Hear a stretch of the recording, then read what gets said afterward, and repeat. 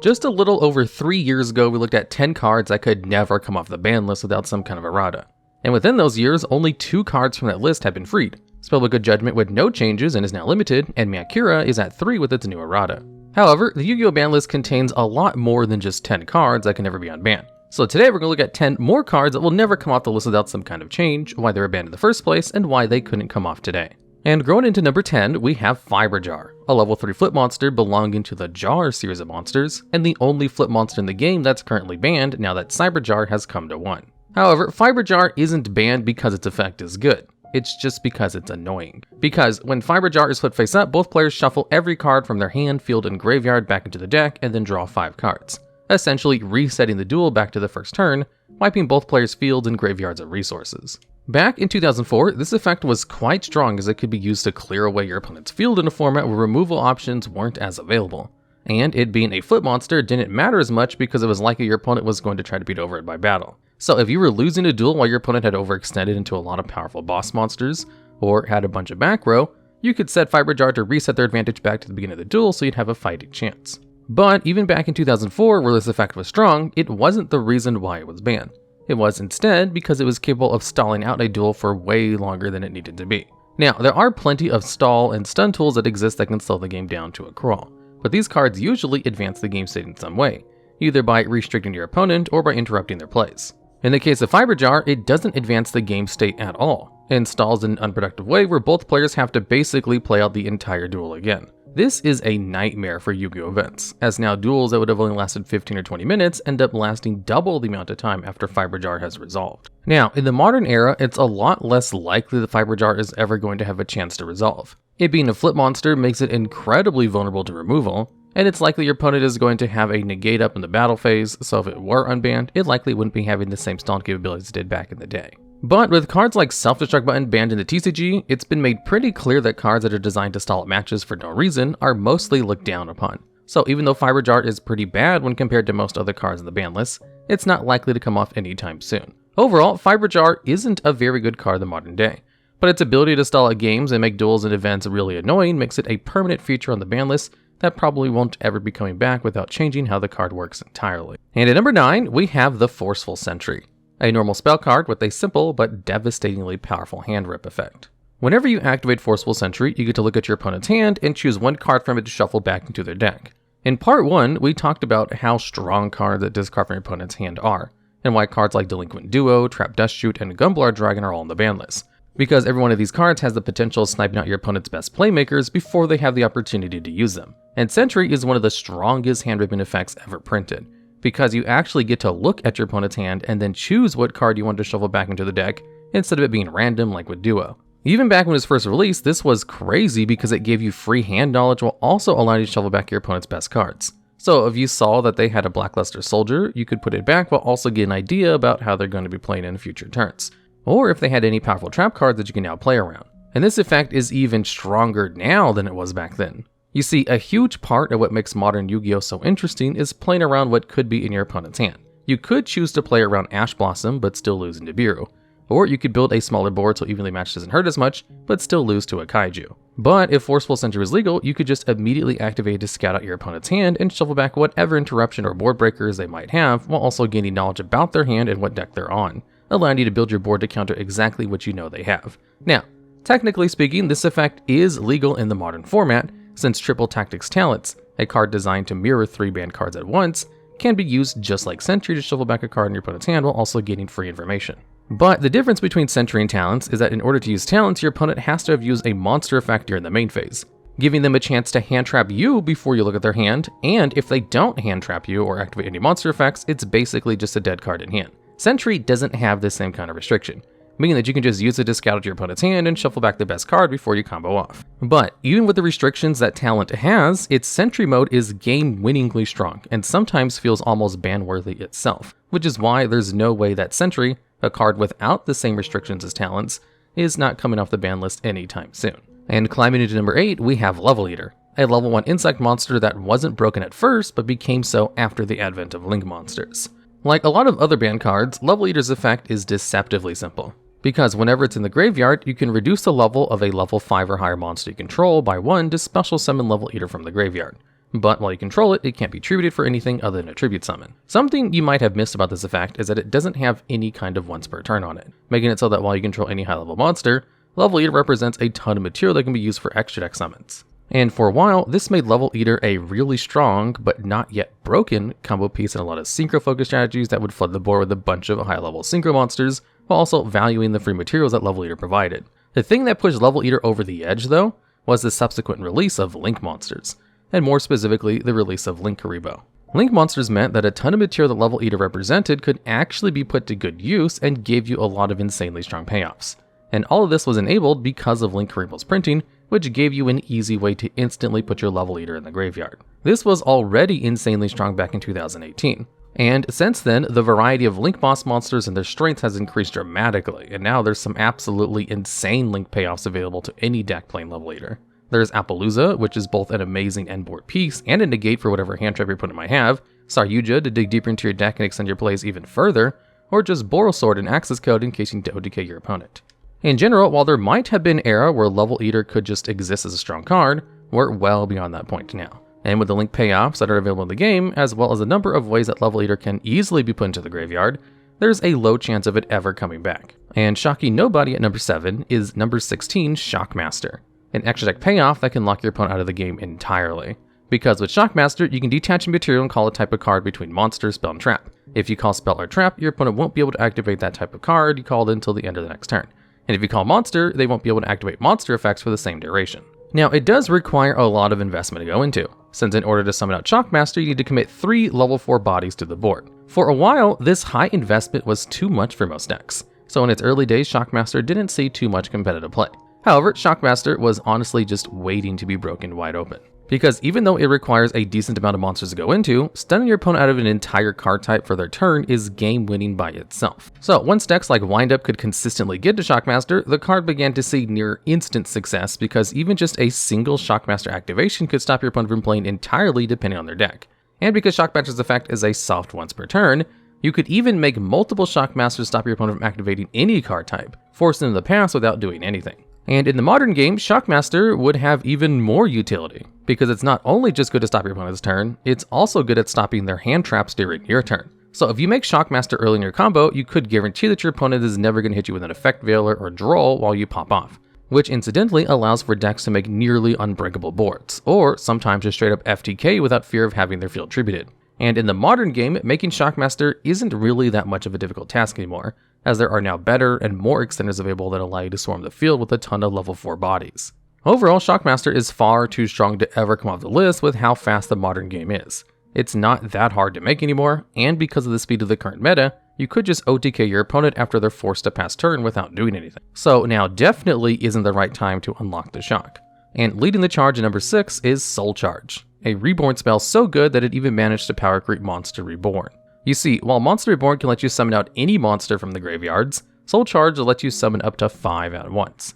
However, unlike Reborn, Soul Charge actually comes with drawbacks. Its first is that for every monster you summon with Soul Charge, you lose 1,000 life points. So if you summon one monster, you only lose 1,000 life points. But if you summon 5, you lose 5,000. The second drawback is that you're locked out of the battle phase entirely during the turn you use Soul Charge, putting a stop to any OTK potential with the card. The thing about these drawbacks though, is that they don't do anything to balance out the card and are relatively minor in comparison to the payoff that summoning 5 monsters from your graveyard is.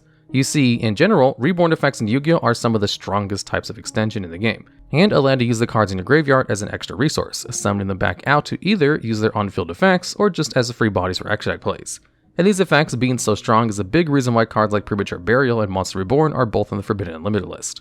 And in the case of Soul Charge, it doesn't just summon back one monster, it can summon 5. This made the card absolutely amazing during the time it was legal, as long as you had some way to see the graveyard by either using monsters as materials or extra deck plays, or just by filling it up over the course of a duel. Even in cases where you couldn't put 5 monsters in the grave, Soul Charge was, at worst, a monster reborn that you had to pay 1,000 life points for, which is still a great effect. And when Link monsters were introduced, Soul Charge was even more busted. Suddenly, it became easier than ever to fill your graveyard with a bunch of monsters while you climbed into powerful Link bosses. And then, once you finish with your main combo, you could just summon out another 5 monsters with Soul Charge to turn a strong board into an unbreakable one. But even without Link monsters, Soul Charge would be overpowered if it ever came back and would likely see play in almost every strategy, since it basically allows a pendulum summon from the graveyard for almost no cost. It's honestly a wonder how Soul Charge even got printed in the first place, as even back when it first came out, it was an astonishingly strong card that even managed to match the strength of old GOAT staples like Pot of Greed and Painful Choice.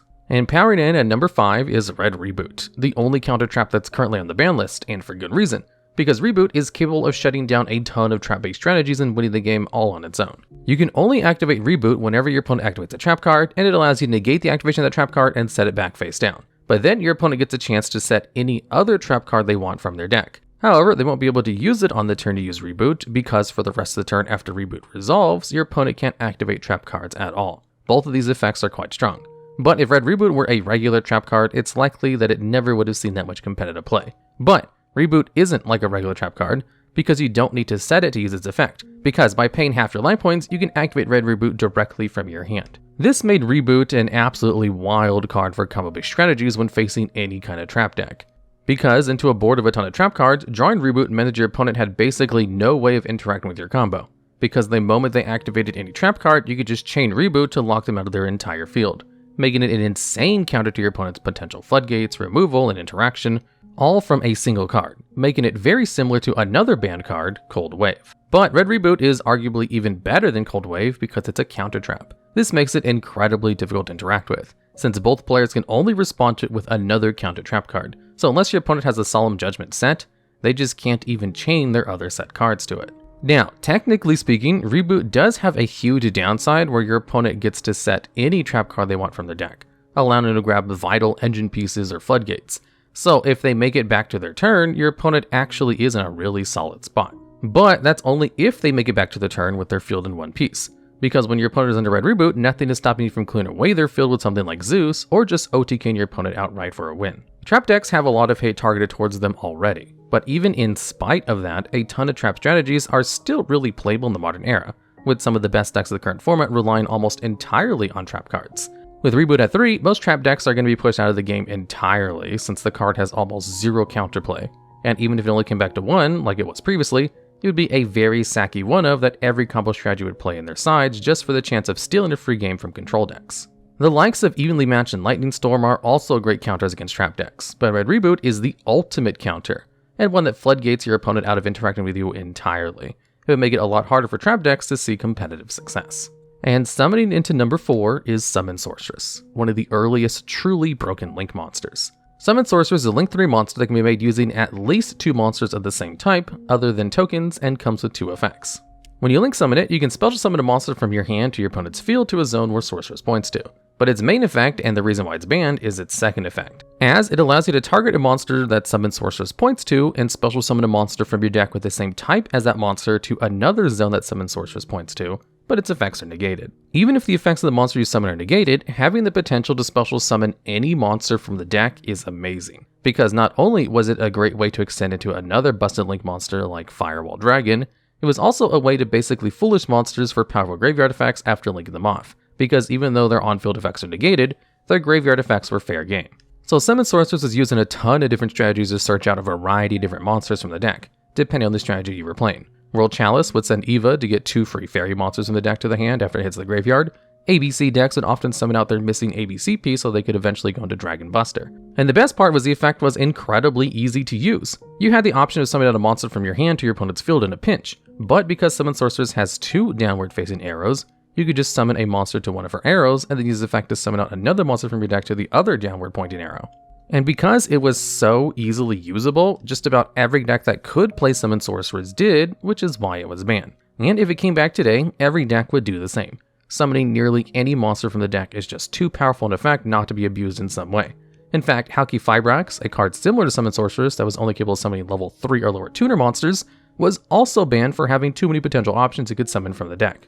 And Summon Sorceress has even more options than Halki Fibrax, as it can pull pretty much every single other monster in the game. Any card that can summon monsters from the deck is going to be useful in some capacity or another, and Summon Sorceress might just be one of the best ways to summon a monster from the deck ever printed. Being an accessible extra deck monster with a superbly easy to use effect that can summon just about anything, so it's pretty safe to say it's never coming off the ban list. And sitting on its throne at number 3 is Imperial Order, a floodgate that was capable of shutting down every spell card of the game by itself. Because while Imperial Order is faces on the field, all spell effects are negated, But during each standby phase, there is a mandatory cost of 700 life points that you have to pay, otherwise Imperial Order destroys itself. Out of the 3 main card types in the game, spell cards are the most powerful since they're instantly usable and have fairly low cost commit when compared to monster and trap cards.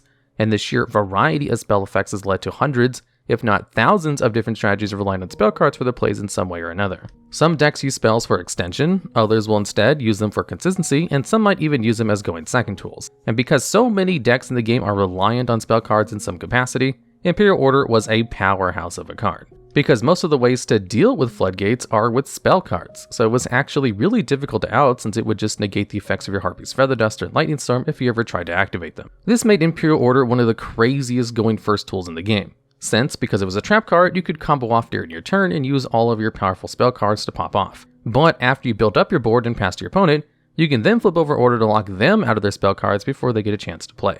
And all of this is for a relatively negligible cost of 700 life points per standby phase, which basically means nothing if you're winning on turn 3 of the duel anyway. And what's even more wild is that Imperial Order used to be even stronger, because its maintenance cost in 2003 wasn't mandatory. So you can lock your opponent out of their turn for the best spells, then just choose not to pay Order's cost during your standby phase so it destroys itself so that you could use your spell cards again. This led to Imperial Order being banned up until it received its modern errata, which made its cost mandatory rather than a choice. But this wasn't enough to keep Imperial Order balanced, especially not in the modern form, and as soon as it was legalized with its errata, Imperial Order saw instant competitive success as one of the most absurd going first tools available, and that virtually guaranteed a win. And this made it so that Imperial Order, even with its errata, ended up being banned for a second time in 2022. Now, modern Yu-Gi-Oh! Is no stranger to strong going first traps played in the side decks of combo strategies to ensure a victory. Cards like Super Ancient Organism and Rival of the Warlords fluctuate in viability depending on the current meta, and Imperial Order even has a weaker version of itself that sees a ton of play in side decks because of its ability to shut down spell cards for just one turn. But Order is one of the strongest of these tools, and while it and Anti-Spell Fragrance do similar things, you have to flip up Anti-Spell Fragrance before your opponent uses a spell card to stop them. But with Order, it can be reactive, activating it in response to your opponent's playmakers to negate their effects and make them waste a resource in the process. Imperial Order was often a frustrating card to face. It floodgated you out of the game and even protected itself from its own outs. It was so powerful they had to ban it twice even with its errata. And at number 2 on this list, we have Magical Scientist, one of the oldest cards on the ban list and one that was responsible for one of Yu-Gi-Oh's first consistent FTK strategies. With Magical Scientist, you can pay 1000 life points to special summon out any level 6 or lower fusion monster from your extra deck, but that monster can't declare direct attack and it's returned to the extra deck during the end phase. The key thing to note about this effect though, is that it doesn't come with any kind of once per turn. So as long as you can afford the life point cost, you can flood the field with a ton of fusion monsters for basically free. Now, back during the time when Magical Scientist first came out, before Links, Xyz, or even Synchro monsters, there wasn't much that you could actually do with the free bodies that Scientist summons out, especially since there were fewer options for good fusion monsters to summon, and Scientist's restrictions made it so you couldn't really use it to OTK. But you could FTK instead with the effect of Catapult Turtle. Catapult Turtle's effect allows you to tribute a monster you control to deal damage to your opponent equal to half that monster's attack, and in the modern era, Catapult has a soft once per turn. But back then, the effect actually had no restriction on how many times you could use it per turn. So if you could swarm the field with a ton of high attack monsters to tribute, you could just burn your opponent for 8,000 life points on your first turn. And that's exactly what Magical Scientist provided. And even though you had to pay life points each time you use Scientist by tributing enough fusion monsters, as well as Scientist and Catapult Turtle, you got to win on your first turn by burning for exactly 8,000 points of damage. But since then, Catapult Turtle has gotten errata, making it a soft once per turn, so you can only use it once per turn per copy, and you'd have to resummon out again if you want to burn your opponent's life points twice or more, making this FTK a lot less consistent in theory. But that still doesn't mean Scientists can come back in the modern era. While it may not be used for Catapult Turtle FTKs anymore, there's a lot more things you can do with the free bodies that it provides now. For starters, there are now a lot more really strong level 6 or lower fusion monsters compared to back when Scientists first got access to them. The cards you're summoning out are no longer vanillas with high attack stats, they're cards like Mudragon of the Swamp with insane on-field effects, or even El Shaddai App Cologne for its powerful graveyard effect. But that's not all, because Scientist doesn't just allow you to use it for powerful fusion plays. As with the bodies you summon, you can now easily access a ton of different Synchros, Xyz, and Link plays, all from a single Magical Scientist on field. Magical Scientist is one of the most broken monsters in the game, and it's interesting to think about all the reasons why it was banned back then, and the context of the modern game that keeps it banned to this day. But one thing is for certain, summoning a bunch of bodies has always been an overpowered effect in Yu-Gi-Oh! There's no way that Scientist can ever come off the list. Its effect is just too strong for so little investment, and even cards that have tried to act as weaker versions of Scientist like Instant Fusion have still found themselves on the Forbidden Limited list in some way or another. And crawling into the #1 spot is Maxx, one of the most controversial cards in Yu-Gi-Oh's history and the most powerful hand trap ever printed. You see, Maxx has an easy to understand but absurd effect. On a hard once per turn and at quick effect speed, you can send Maxx from your hand to the graveyard to make it so that during this turn, whenever your opponent special summons a monster, you get to draw 1 card. Now, if you play Master Duel the OCG, you might be surprised to see Maxx on this list at all, let alone at #1 spot, because it's actually at 3 in both of these formats. But in the TCG, Maxx has been banned since 2018, and it's one of the defining differences between the TCG and the other mainline formats, because the legality of Maxx changes how Yu-Gi-Oh is played just because of how centralizing it is as a staple. While in the TCG, you can build your deck to be a lot greedier and more focused on extension, meta decks in the OCG and Master Duel need to be built with Maxx in mind, because whenever Maxx has resolved, you're left with a really difficult choice. You can stop special summoning entirely so that your opponent doesn't get any draws, but you end on a board of basically nothing. Or you could instead accept the Maxx challenge and continue going for a board filled with a ton of interaction, while giving your opponent a lot of free cards while just hoping they don't draw the outs or hand traps they need to stop you. Or you could just build a small board, giving your opponent only a couple of free cards in the hand, but still ending on some kind of interruption. And for a lot of players, this appears more like a lose-lose scenario, as you have to gamble on the correct choice every time Maxx is activated. And the correct choice is often based on an unknown information, like what your opponent is playing, whether or not they're on other hand traps, and what cards are already in their hand. In fact, Maxx is so format warping that most decks in these formats are forced to play a ton of different Maxx counters that they have to use to stop their opponent from getting free draws. From Called by the Grave to Crossout Designator and even Ash Blossom and Gamma, these cards are strong in their own right, but their ability to stop Maxx makes them even stronger in Maxx formats, warping not just the game, but your deck building choices around it as well. The TCG, however, is a whole different game because deck builders and pilots don't need to worry about their turn being stopped by what many consider an unfair floodgate, so you'll often see stark differences in how decks are built between the 3 formats. Choices that make complete sense in the TCG might be wrong for the OCG, and a deck that is meta in Master Duel might not fully translate over to the TCG. This doesn't make one format better than the other, but it does make them different. If Maxx were to come back to the TCG, the way people play Yu-Gi-Oh would change forever, and a lot of modern deck building theory would need to be revised and altered purely around the card's presence. And to a lot of people, that anti-Maxx way of playing the game, constantly hoping you have a counter for the card, just isn't fun. But whether or not you're pro or anti-Maxx, both sides can agree that the card shapes the metagame around it, and is one of the most important cards for defining the differences between the OCG and the TCG formats. And so long as these different formats exist, it's really unlikely that Maxx ever returns to the TCG or is banned in the OCG, because it creates a divide between the formats that allows for different ways to play the game to suit different audiences. But let us know down in the comments whether you enjoy Maxxing the format or prefer having it banned. Alright, and that's the list. If you know of any other banned cards we may have missed that should have definitely been on this list, or have any ideas for updated part 2s of any of our other older top 10s, please let us know down in the comments below.